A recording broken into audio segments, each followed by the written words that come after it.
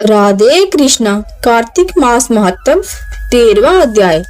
इस प्रकार नारद मुनि ने कहा। सुनने के बाद राजा पृथु ने हाथ जोड़कर कहा कि हे महाराज, अब भगवान की पूजा का महत्व सुनाने की कृपा कीजिए।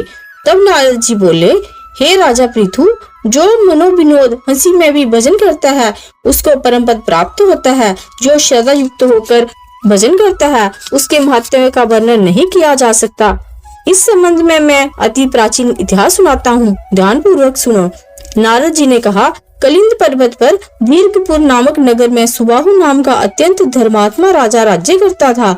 वह प्रजा का पुत्र के समान पालन करता था। उसके धूमकेश नाम का एक पुत्र था जो अत्यंत दुराचारी पर स्त्रीगामी, चोर तथा जुआरी था। पुत्र के दुराचरणों को देखकर राजा सुबाहु ने उसे ताड़ना दी, परंतु वह किसी प्रकार नहीं माना। एक दिन गेंद खेलते हुए उसकी गेंद छोटी रानी के महल में जा गिरी। जब वह गेंद लेने के लिए महल में गया तो रानी उस पर मोहित हो गई और उन दोनों ने कामंद होकर भोग विलास किया। जब राजा को इस बात का पता चला तो उसने कुमार को प्राण दंड न देकर देश से निकाल दिया। अब राजकुमार वन में रहकर प्रतिदिन मांस मंदिरा खाता पीता तथा रात्रि को वेश्याओं के यहाँ निवास करता। चोरी आदि करके जो भी द्रव्य लाता वह सब वेश्याओं को दे देता। इसी प्रकार घूमते फिरते एक दिन वह वृंदावन में आ गया। कुछ समय बाद उसने सत्यव्रत नामक एक परम विष्णु भक्त को देखा जो अपना सब घर बार छोड़कर कार्तिक मास में भगवान का पूजन करता तथा केवल कंदमूल फल खाता था। वह भक्त नित्य प्रति भगवान से प्रार्थना करता कि हे भगवान, इस दुख रूपी संसार में डूब रहे मुझ दीन की आप रक्षा करें।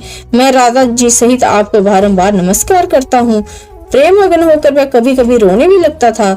धूम्रकेश ने उस भक्त की जब ये क्रिया देखी तो रात्रि को वेश्या के घर आकर मिट्टी की एक मूर्ति बनाकर वैसे ही सब कृत्य किया और अंत में स्तुति आदि करके वेश्या के घर में ही सो गया। देव योग से राजा के दूत भी उसी समय वहां आ गए और उनके हाथ से धूम्रकेश मारा गया। तब यमदूत उसको महापापी समझकर मारते हुए पकड़कर यमराज के पास ले गए। धूम्रकेश को देखते ही यमराज अपने सिंहासन से खड़े हो गए और पाद्य अर्घ्य आदि देकर उसका सत्कार किया।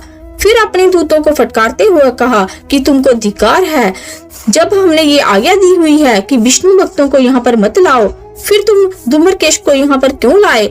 उसने कार्तिक मास का व्रत वृंदावन धाम में चाहे हास्य से ही किया, मगर फिर भी वह बैकुंठ में जाने का अधिकारी है।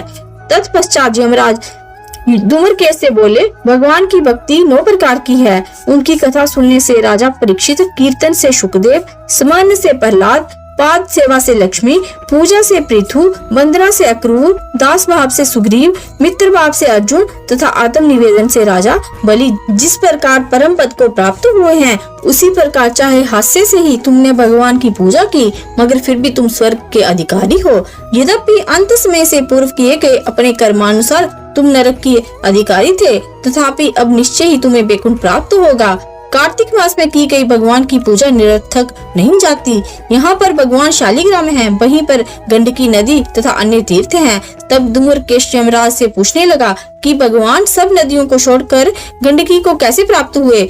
यमराज ने कहा, किसी समय वेदशिरा नामक ऋषि सब लोगों की हित कामना से गंगा जी के तट पर तपस्या कर रहे थे। उनके इस घोर तप से भयभीत होकर इंद्र ने ऋषि की तपस्या भंग करने के लिए मंजू घोषा नाम की अप्सरा को भेजा। मंजू घोषा उस रमणीक स्थान में क्रीड़ा करती हुई अपने रूप और यौवन का प्रदर्शन करके अनेक हाव भाव दिखाने लगी। फिर उसी स्थिति में उसने मुनि के चरण का स्पर्श किया तो उनके रोमांच खड़े हो गए। तत्पश्चात मुनि को अपनी वशीभूत जान मंजू घोषा ने अपनी दोनों भुजाएं उनके गले में डाल दी। तब क्रोधित होकर मुनि ने श्राप दिया कि तुम मुझे इस संसार सागर में डालने को उद्यत हुई हो, इसलिए नदी बन जाओ। तब मंजू घोषा ने प्रार्थना करते हुए मुनि से कहा, हे मुने, मैं श्राप योग्य नहीं हूँ, आप मुझे क्षमा करें। उसकी प्रार्थना से द्रवित होकर मुनि ने कहा कि जिस समय भगवान विष्णु वृंदा के श्राप वशशिला रूप होकर तुम में स्थित होंगे, तब तुम भगवान को धारण करने वाली होगी। इस प्रकार मेरे द्वारा दिया गया ये श्राप तुम्हारे लिए वरदान से भी अधिक श्रेष्ठ सिद्ध होगा। यमराज कहने लगे, हे राजकुमार, अब तुम विष्णु लोक को जाओ। तब धूम्रकेश सुंदर विमान में बैठकर बैकुंठ लोक को चला गया। बोलो नारायण भगवान की जय, तुलसी मैया की जय, राधा कृष्ण भगवान की जय, कार्तिक मास की जय।